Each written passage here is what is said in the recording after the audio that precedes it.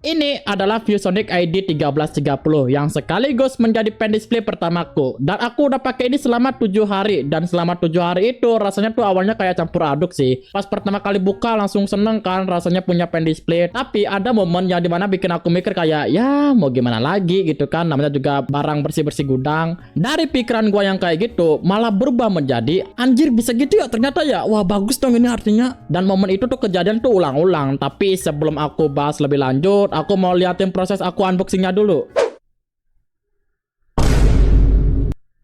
Itu adalah ulasan yang gua dapat dari Shopee. Ini paket pen tab ViewSonic ya, yang D1330 kalau nggak salah namanya. Ini literally baru datang, cepet banget. Gua nggak expect secepat ini dan gitu, dan gua juga sorry kalau misalnya setup reviewnya kameranya tuh nggak prepare atau gimana. Ini literally baru aja dateng, gua terlalu excited, bersemangat, dan jujur aja, langsung aja kita unboxing anjing. Ini juga sekalian, gua bakalan jadiin video unboxing kalau misalnya paketnya beneran rusak dan gua minta garansi ya. Wah anjing gede banget cok. Wah anjing, ntar ini dia. Bah. Kita lihat di mana nih? Mana ya cara bukanya? Cara bukanya? Oh sini. Ini dia ViewSonic, anjing gede banget sih ini. Ini ViewSonic. Ini dia paketnya langsung. Damn. Gua lihat sih kalau misalnya dari tokonya bilang kalau misalnya ini tuh ada minusnya udah dikasih tahu. Ini tuh dikasih, ini tuh harganya tuh gua dapet tuh 1,3 somehow 1,3 padahal harga aslinya di marketplace yang beda-beda tuh harganya tuh sampai 3 juta 5 juta. Kenapa bisa dapat segitu guanya? Karena ini tuh bukan barang bekas, sebenarnya bukan barang bekas, tapi dianya itu barang stok.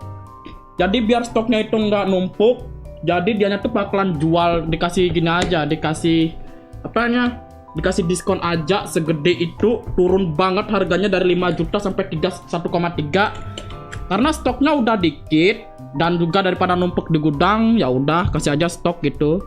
Ini konektornya di sini ada banyak anjing. Type C semua kah? Iya Type C sama mini HDMI cok. Iya betul.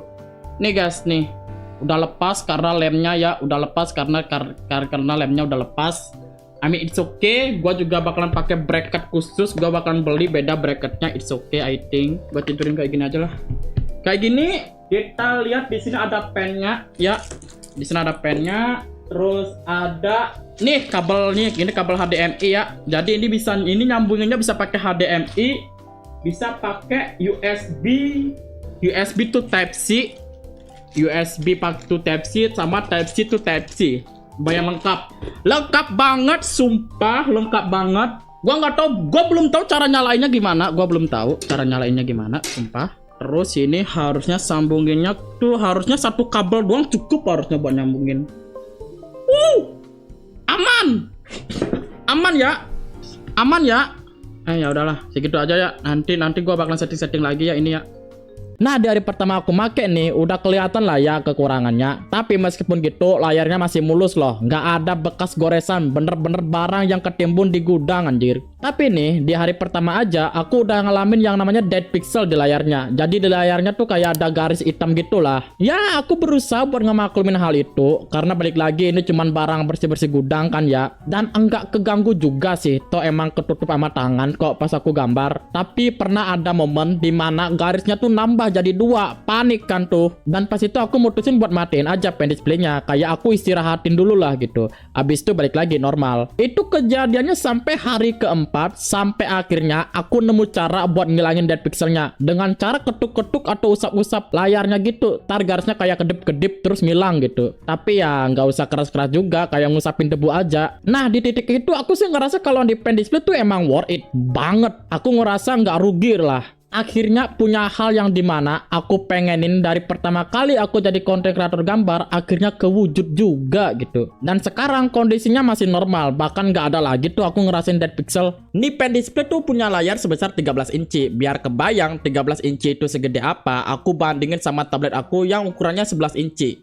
Ini bisa dibilang tuh cukup gede sih layarnya nih. Untuk pengalaman gambar, ini tuh experience yang baru sih bagi aku. Layarnya tuh masih licin gitu, kayak gambar di tablet biasa. Nggak kayak dibilang orang gitu, yang katanya tuh mirip kertas. Tapi ini lebih responsif, udah hampir kayak gambar di kertas langsung lah. Aku ngerasa ada improvement sih ketika aku bikin sketsa-sketsa random lah. Hasilnya tuh beda banget pas aku masih pakai pen tab biasa gitu. Sempet kepikiran buat beli screen protector yang teksturnya tuh kayak kertas, tapi nggak jadi setelah gua sadar kalau ternyata di pen displaynya itu udah kepasang screen protector bawaan dari sananya. Itu artinya selama ini aku gambar nggak di layarnya langsung dong. Bagus lah kok gitu. Oh iya, aku juga beli stand kayak gini buat pen displaynya, biar aku nggak perlu nunduk banget lah. Aslinya ini tuh stand laptop, aku nemunya di toko pas aku mau beliin headset buat emak kan. Lumayan sih, 130.000 udah dapat fan juga. Di samping kiri pen displaynya ada tombol-tombol shortcut sebanyak 6 biji yang udah disetting juga dari sananya buat ngezoom, redo, pindah mode penghapus, dan kalian bisa custom juga di drivernya gitu. BTW emang kudu install drivernya dulu, ada di situs ViewSonic sendiri, ntar tinggal masukin tipe produknya, ntar dikasih datu aplikasi drivernya. Tapi anehnya pas aku custom ada beberapa shortcut key yang malah nggak work, kayak space misalnya. Padahal ini tuh penting banget buat gerak-gerakin kanvas, tapi pas aku pasang malah nggak bisa. Akunya ya lupa install driver lain kah atau gimana? Tapi aku nggak masalahin banget sih, bisa ngezoom sama redo aja udah cukup lah bagi aku. Sisanya ya aku pencet-pencet aja. Aku juga pakai tombol shortcut paling pas gambar gabut random atau sekedar sketsa biasa. Kalau misalnya lagi gambar serius atau butuh shortcut tools, baru aku langsung pindah ke keyboard gitu. So far sih masih aku gunain sampai sekarang. Bahkan kalau misal bosan, nih pen display bisa mode pen tab anjir. Aku kira cuma pen display tertentu doang yang bisa, cok. Kalau misalnya dicari lagi kekurangannya, udah habis sih. Tapi ada satu kekecewaan yang aku sadari semenjak pertama kali beli pen display ini. Bukan dari pen displaynya, tapi dari PC gua sendiri. For your information aja, gua beli nih PC 2,3 juta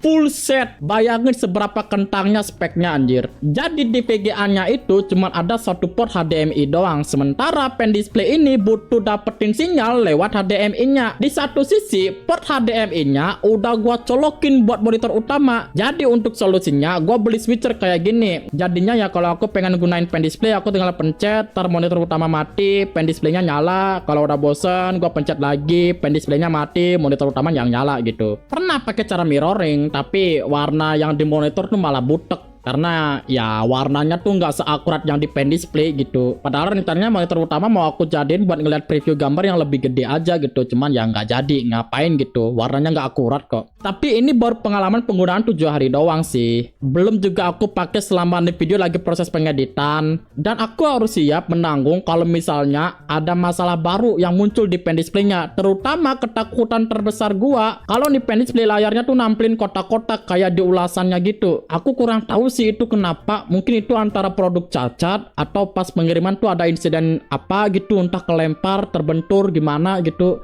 Tapi kalau di akunnya sih masih aman-aman aja. Ya dari pen display ViewSonic ini aku bisa simpulin kalau mungkin dia bukan yang terbaik, bukan yang terbesar, bukan merek-merek yang terkenal kayak XP Pen, Huion dan teman-temannya. Dan itu buat aku belajar buat nerima kekurangannya. Tapi dari semua kekurangan itu, dialah yang aku pilih buat menjadi saksi sebagai bukti perkembangan aku di dunia ilustrasi anjay. Ya gitu aja sih buat review jujurnya. Mungkin bakalan aku update rasanya pakai di pen display kalau udah 1 atau 2 bulan mungkin. Ya komen aja lah aku harus bikin konten apaan pakai di pen display gitu.